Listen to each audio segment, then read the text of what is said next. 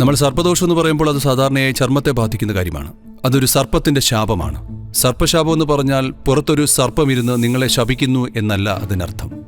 അകത്തൊരു സർപ്പമിരുന്ന് നിങ്ങളെ ശപിക്കുകയാണ്. നമ്മുടെ ശരീരത്തിൽ പഞ്ചഭൂതങ്ങൾ സൂക്ഷ്മതലത്തിൽ ആവിർഭവിച്ചിരിക്കുന്നത് പഞ്ചപ്രാണനുകളായിട്ടാണ്. അതായത് അടിസ്ഥാന ഊർജത്തിന്റെ 5 രൂപങ്ങൾ.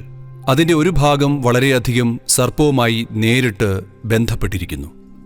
അപ്പോൾ ചില കാരണങ്ങൾ കൊണ്ട് ഇങ്ങനെയെല്ലാം സംഭവിക്കുന്നു. അതായത് നിങ്ങളുടെ വ്യാനവായു അല്ലെങ്കിൽ വ്യാനപ്രാണൻ ഒരു പ്രത്യേക രീതിയിൽ പെരുമാറുന്നു.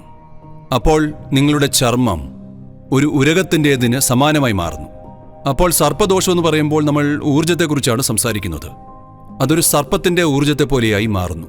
നിങ്ങൾക്കറിയാമോ, നമ്മളുടെ തലച്ചോറിൽ ഒരു ഉരക മസ്തിഷ്കമുണ്ട്.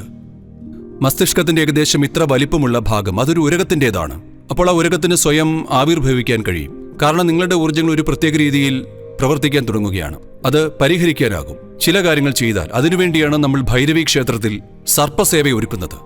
ഈ സർപ്പസേവ ചെയ്യുന്നത് ചിതൽപുറ്റുകൾ കൊണ്ടാണ്. അതൊരു പരിഹാരമാണ്, ഊർജത്തെ ചെറുതായൊന്ന് മാറ്റുന്നതിലൂടെ.